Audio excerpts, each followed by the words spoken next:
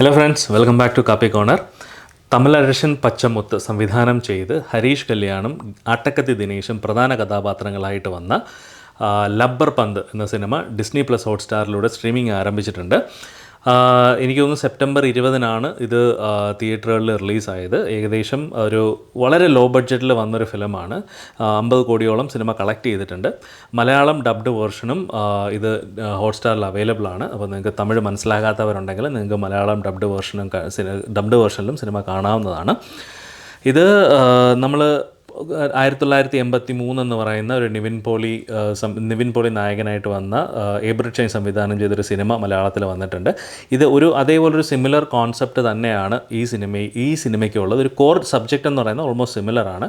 അതായത് പണ്ട് മുതലേ ക്രിക്കറ്റ് ഭ്രാന്തായിട്ട് നടന്ന് വർഷങ്ങൾ ഒരു കുട്ടിക്കാലം മുതലേ ക്രിക്കറ്റ് കളിച്ച് ഈ ലോക്കൽ ഗള്ളി ക്രിക്കറ്റ് ഉണ്ടാകും. അതായത് റബ്ബർ പന്ത് ടൂർണമെൻറ്റുകളുണ്ടാകും. ഈ ലോക്കൽ ഗ്രാമപ്രദേശങ്ങളിലൊക്കെ കളിക്കുന്ന റബ്ബർ പന്ത് ടൂർണമെൻറ്റ്സ് ഉണ്ടാവും പണ്ട്. അപ്പം അത്തരത്തിലുള്ള ടൂർണമെൻറ്റുകളെല്ലാം കളിച്ച് ഇപ്പോഴും 10, 40, 50 വയസ്സായിട്ടും അതേ ക്രിക്കറ്റ് കളിച്ച് നടക്കുന്ന ചിലരെങ്കിലും നമുക്കിടയിലുണ്ടാവും. അത്തരത്തിലുള്ളൊരു ക്യാരക്ടറിനെ ബേസ് ചെയ്തിട്ടുള്ള സ്റ്റോറി ആയിരുന്നു 1983 എന്ന് പറയുന്ന Abrid Shine movie. Almost similar concept തന്നെയാണ് ഈ ഒരു ഫിലിമിലും അവർ ഫോളോ ചെയ്യുന്നത്. വർഷങ്ങളായിട്ട് ക്രിക്കറ്റ് കളിച്ച് ഇപ്പോഴും ഒരു എന്താ പറയുക കെട്ടിക്കാൻ പ്രായമായ ഒരു മകളുണ്ടായിട്ടും ക്രിക്കറ്റ് കളിച്ചും ജോലിക്ക് പോകാതെ ക്രിക്കറ്റ് കളിച്ച് നടക്കുന്ന ഒരു ക്യാരക്ടർ, ഗെത്ത് എന്ന് പറയുന്നൊരു ക്യാരക്ടറായിട്ടാണ് ആട്ടക്കത്തി ദിനേശ് ഈ സിനിമയിൽ അഭിനയിക്കുന്നത്.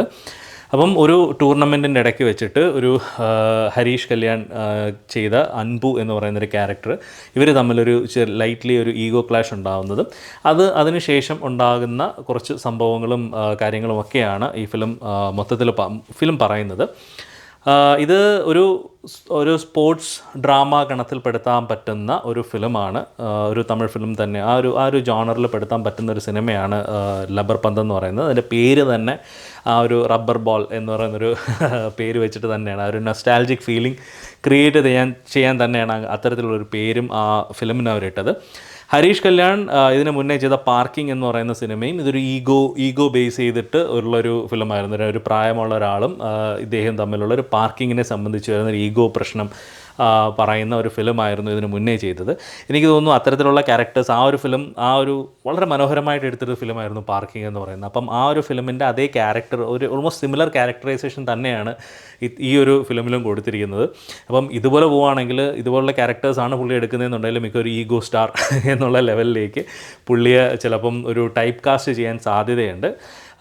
എനിക്ക് തോന്നുന്നു ഇനി അദ്ദേഹം ഇത്തരത്തിലുള്ള ഈഗോ ക്ലാഷ് വരുന്ന ക്യാരക്ടേഴ്സ് എടുക്കില്ല എന്നാണ് എനിക്ക് തോന്നുന്നത്. പക്ഷേ വളരെ മനോഹരമായിട്ട് പുള്ളിയുടെ ക്യാരക്ടർ പെർഫോം ചെയ്യുന്നുണ്ട്. ആട്ടക്കത്തി ദിനേശും അദ്ദേഹത്തിൻ്റെ ആ ഒരു ഗെത്ത് എന്ന് പറയുന്ന ക്യാരക്ടറും വളരെ മനോഹരമായിട്ട് പുള്ളി പെർഫോം ചെയ്തിട്ടുണ്ട്.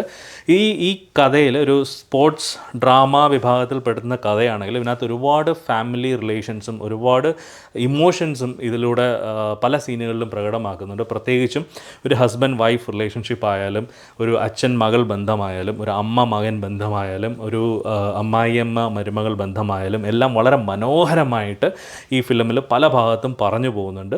ഇത്തരത്തിലുള്ള പല ലെയേഴ്സ് ഈ ഒരു കഥയ്ക്കകത്ത് വരുന്നുണ്ടെങ്കിൽ കൂടി ഇതിൻ്റെ കോർ കോൺസെപ്റ്റായ ആ ഒരു സ്പോർട്സ് കോൺസെപ്റ്റിൽ നിന്നും മാറി ഈ ഫിലിം ഒരിക്കലും പോകുന്നില്ല എന്നുള്ളത് തന്നെയാണ് ഇതിൻ്റെ തിരക്കഥയുടെ ഒരു ഇമ്പോർട്ടൻസ് എന്ന് പറയേണ്ടത്.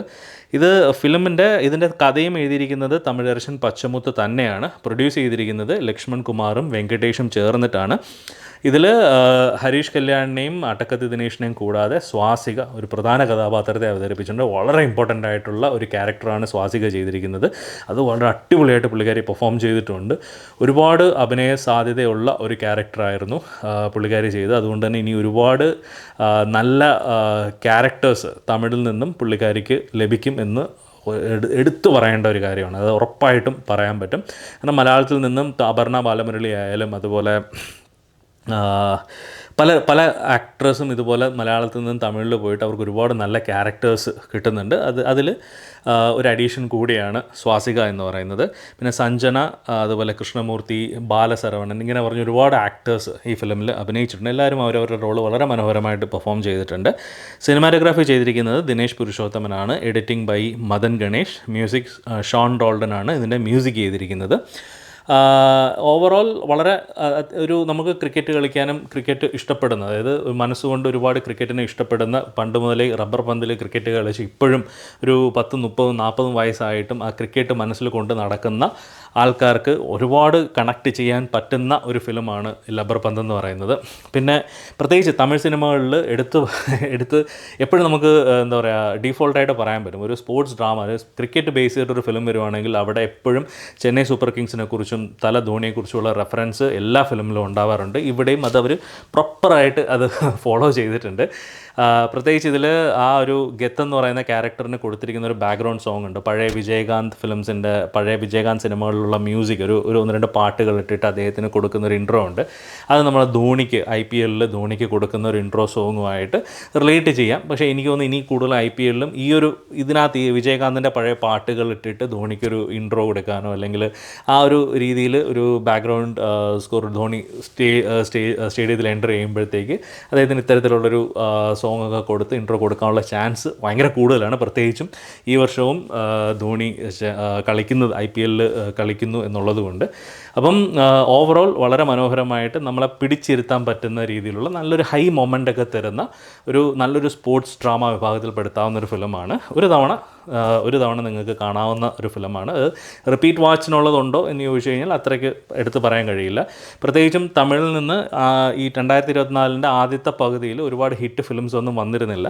പക്ഷേ സെക്കൻഡ് ഹാഫിൽ മഹാരാജ, ഈ റബ്ബർ പന്ത്, അതുപോലെ വാഴை എന്ന് പറഞ്ഞ് അമരൻ എന്ന് പറഞ്ഞ് കുറേ നല്ല സിനിമകൾ സെക്കൻഡ് ഹാഫിൽ തമിഴിൽ നിന്ന് വന്നിട്ടുണ്ട്. അതുപോലെ ഇനി കങ്കുവ വരാൻ കിടക്കുന്നു. അപ്പം കുറച്ച് നല്ല ഫിലിംസ്, നല്ല ക്വാളിറ്റി ഉള്ള ഫിലിംസ്, ഞാൻ ഗോട്ടും വേട്ടയനെയും ഒന്നും ഉദ്ദേശിച്ചില്ല, കാരണം അത് വളരെ ഹൈ ബഡ്ജറ്റോടുകൂടി വന്ന് ഒരു ആവറേജ് അഭിപ്രായം നേടിപ്പോയ ഫിലിംസാണ്. പക്ഷേ ഒരു കണ്ടൻറ്റ് ബേസ്ഡ് നോക്കുവാണെങ്കിൽ 2024 മലയാള സിനിമയുടെ ഒരു വർഷമായിരുന്നു. അതുപോലെ സെക്കൻഡ് ഹാഫ് എന്ന് പറയുന്നത് തമിഴിനും കൂടി അവകാശപ്പെട്ടതാണ്. വളരെ നല്ല കുറച്ച് ക്വാളിറ്റി കോണ്ടൻറ്റ് ഉള്ള കുറച്ച് ഫിലിംസ് തമിഴിൽ നിന്നും വരുന്നുണ്ട്. അപ്പം അതിലേക്ക് ഒരു എൻട്രി കൂടിയാണ് റബ്ബർ പന്ത് എന്ന് പറയുന്ന സിനിമ. അപ്പം ഹോട്ട്സ്റ്റാറിൽ സിനിമ അവൈലബിൾ ആണ്. മലയാളം ഡബ്ഡ് വേർഷൻ നിങ്ങൾക്ക് കാണാൻ താല്പര്യമുള്ളവർക്ക് മലയാളം ഡബ്ഡ് വേർഷൻ കാണാം, ഇല്ലെങ്കിൽ തമിഴിൽ തന്നെ ഫിലിം കാണാവുന്നതാണ്. അപ്പോൾ മറ്റൊരു സിനിമയുടെ വിശേഷവുമായിട്ട് നമുക്ക് അടുത്ത വീഡിയോയിൽ കാണാം. അതുവരേക്കും ബൈ.